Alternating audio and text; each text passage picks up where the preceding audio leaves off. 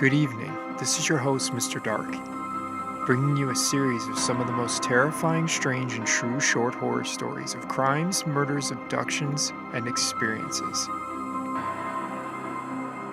You're listening to the Dark Side Diaries podcast.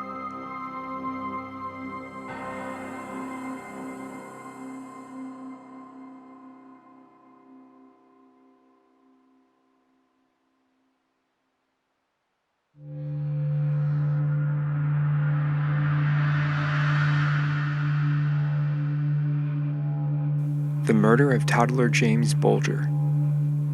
His name was James Bulger and was a month short of his third birthday in February 1993. James's mother, 25-year-old Denise Bulger, would take him shopping for the day at Bootle Strand Shopping Center in Merseyside, England. The shopping trip was pretty standard for James and his mom, with their final stop being at the butcher's shop. James was at his end with the shopping for the day, squirming and fussing in Denise's arms. With no line at the shop, Denise figured it wouldn't take very long. With the butcher making an order mistake and Denise needing to pay, she let go of James's hand for a minute. When she went to leave with James, he was gone. Scared and flustered, Denise cried, "I was only in the shop for a few seconds. I turned around and he'd gone." 10-year-old John Venables would leave his home for school that same February morning, but down the road John ran into his friend 10-year-old Robert Thompson, where they decided to ditch their school bags, cut school, and head to the Bootle Strand Shopping Center as well. Once inside the mall, John and Robert began to steal from different stores, pocketing batteries, enamel paint, pens and pencils, to a troll doll, which one of the boys collected. With the stolen goods, they played on the escalator and tossed much of it down the moving steps. They would discard a lot of what they took, strictly feeling stealing was a fun part for them. Unfortunately, the troubled youths would escalate their behavior with what they stole, with the two boys discussing with each other and stating, "Let's get a kid." Whether the boys wanted to up the challenge to desperately impress each other, it is unknown, but the boys stayed committed to stealing a kid. Inside one of the department stores, a woman noticed the two boys were trying to get their 3-year-old daughter and 2-year-old son's attention. Within a moment later, they were missing. Able to find her daughter, the mother asked in panic where her brother was. "Gone outside with the boys," the daughter said. The mother, racing outside, yelled her son's name. Spotting John and Robert, motioning to her son to come along, she was able to stop them. John would tell the boy, "Go back to your mom," and the two boys quickly disappeared. Pure luck had saved this family, but what was coming for the next victim of John and Robert would be disturbing. With a failed abduction, John and Robert were hoping to pocket some candy around a snack kiosk when they noticed James Bulger standing alone by the door of the butcher shop. With Denise momentarily distracted, they lured James to come with them, and John took him by the hand, saying, "Come on, baby." Several shoppers would notice the trio as they walked through the mall. Sometimes James ran ahead, leaving John and Robert where they would call him back saying, "Come on, baby." Surveillance cameras would catch them leaving the mall at 3:42 p.m. Denise, in a panic, quickly found mall security and described James, announcing James's name over the mall's loudspeaker. By 4:15 p.m. that day, James was reported missing to the local police station. With John, Robert, and James out of the mall, the two boys ignored James crying for his mom and continued down to a secluded area near a canal. Near the canal, they dropped Bulger on his head and left him on the ground crying. James, with his forehead bruised and cut, got up and still followed the boys. John and Robert would pull the hood of James' jacket over his head to try and hide the injury.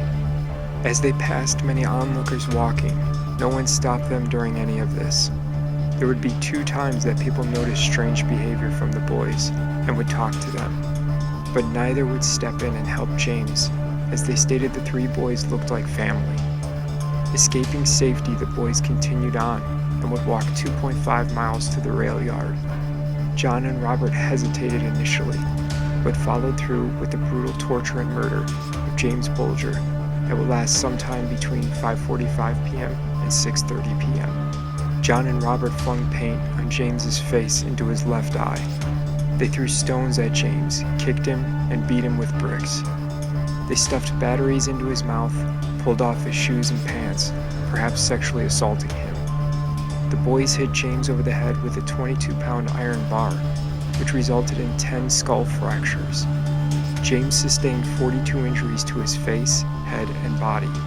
He was so badly battered, authorities later concluded that there was no way to tell which injury represented the fatal blow.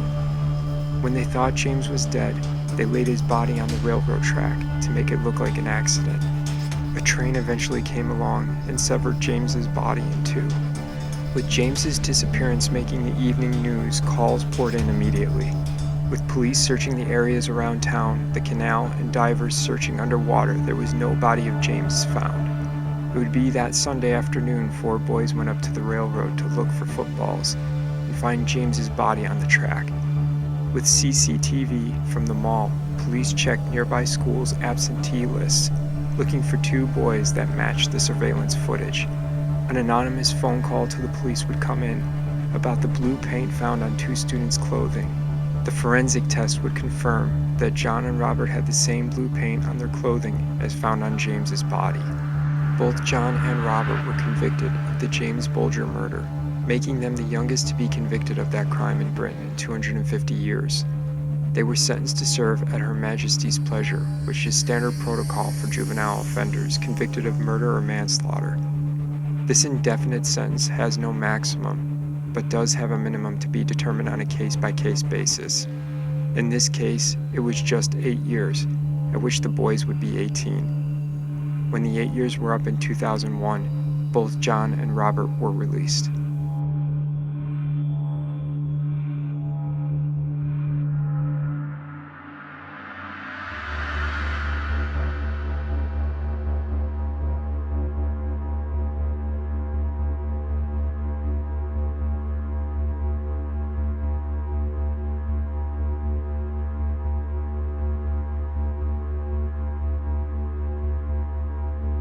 Muswell Hill murderer Dennis Nilsen. The story of the horrors the so-called Muswell Hill murderer Dennis Nilsen unleashed in London 40 years ago had given him the nickname the British Jeffrey Dahmer. Nilsen was born in Fraserburgh, Scotland on November 23, 1945. He was the middle child of 3 to his Scottish mother and Norwegian father. Nilsen, according to his mother, was a quiet boy, but still adventurous. In his youth, he'd grow up with a rocky marriage between his parents, which would end with his father walking out on the family when he was just 4 years old.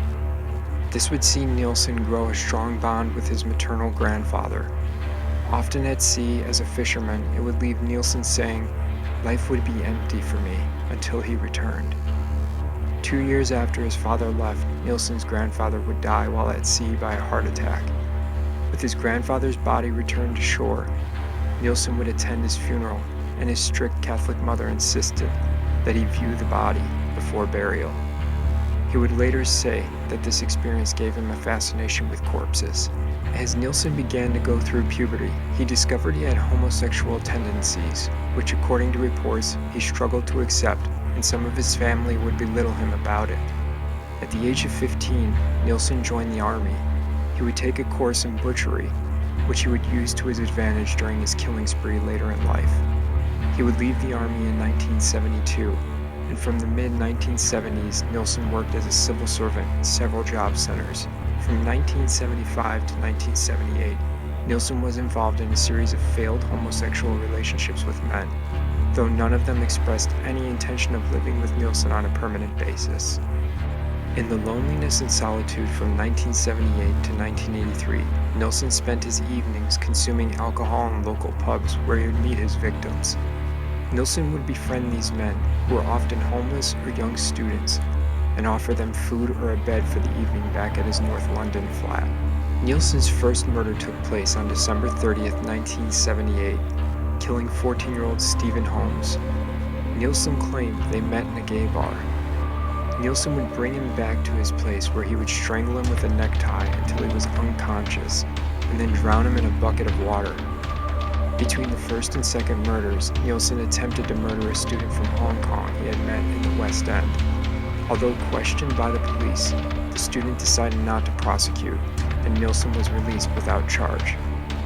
Nilsen's second victim in December 1979 was Canadian student Kenneth Ogundan. During their sexual intercourse, Nilsen strangled him, and later he was reported as a missing person. Third victim, Martin Duffy, was 16 and homeless. In May 1980, Nilsen strangled and subsequently drowned him in a kitchen sink. As his killing spree continued, Nilsen wouldn't remember much details about some of the victims, leaving their identities as unknown. Victims 9 and 10 were both young Scottish men Nilsen picked up in pubs in Southo. Sometime between murders 6 and 11, in November 1980, a potential victim of Nilsen's woke up while being strangled and was able to call the police. However, no action was taken by the officers, who considered the incident to be a domestic disagreement between two homosexual lovers. With at least 15 victims, the most disturbing part of the murders was how Nilsen disposed of the bodies. In 1981, Nilsen found it difficult to dispose of the remains.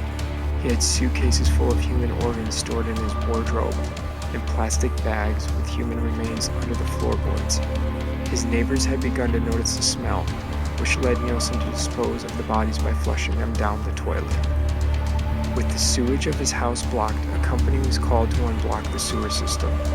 The drain inspector found the drain was packed with a flesh-like substance, and he contacted his supervisor to assess the situation.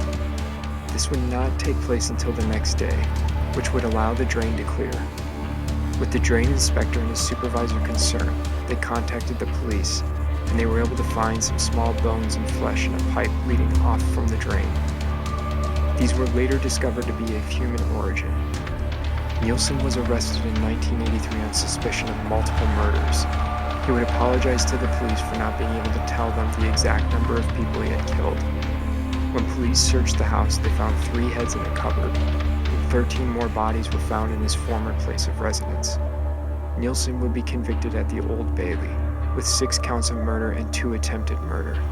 Nilsen was sentenced to life imprisonment on November 4, 1983, with a recommendation that he serve a minimum of 25 years. This recommendation was later changed to a whole life tariff. In a disturbing interview from 1993, Nilsen would tell the interviewer how he enjoyed caring for the bodies, dressing them and undressing them, and recounted in horrific detail how they were then cut up. He would say, "The bodies are all gone. There is nothing left. But I still feel a spiritual communion with these people."